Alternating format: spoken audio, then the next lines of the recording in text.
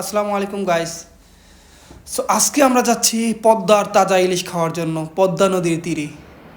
So আপনাদেরকে দেখানোর চেষ্টা করব পদ্মা নদীর সেই টাটকা ইলিশ এবং এখানকার একটু কিছু সৌন্দর্য বা ভিউ দেখানোর চেষ্টা করব। সো আমরা ঢাকা থেকে গাড়ি দিয়ে যাচ্ছি, আমাদের প্রায়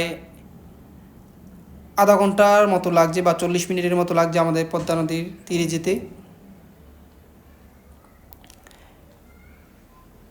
আমরা পৌঁছে গিয়ে এখানকার যে পদ্মা নদীর পাড়ে মূলত এখানে মানুষ ঘুরতে আসে, একটা কক্সবাজার বা সমুদ্রের একটা ফিল পাওয়া যায় যেহেতু পদ্মা নদীটা অনেক বড়। আমার সাথে আমার সহধর্মিণী ছিল এবং অফিসের আরও আমাদের সম্মানিত স্টাফরা ছিল। মূল যেটা হচ্ছে সেটা হচ্ছে এই যে পদ্মার ইলিশ, আপনারা যে ইলিশগুলো দেখতে পাচ্ছেন এই ইলিশ খাওয়ার জন্যই মূলত যাওয়া।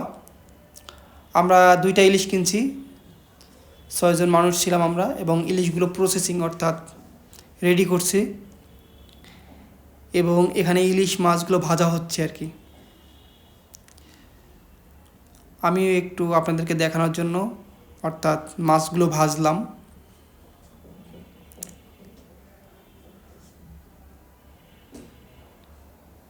যে আমাদের মাছ রেডি হয়ে যাওয়ার পরে আমাদেরকে মাছগুলো দিয়ে দিল এবং আমরা 6 জনে গিয়েছিলাম। সো মাছগুলো খাওয়ার পরে সর্বশেষে আমরা আবার অনেক রাতে ঢাকা ব্যাক করি।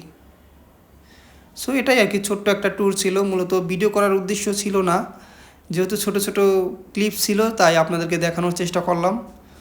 সো পরবর্তীতে গেলে হয়তো আপনাদেরকে আরও সুন্দর করে পুরো ডিটেলস দেখানোর চেষ্টা করব।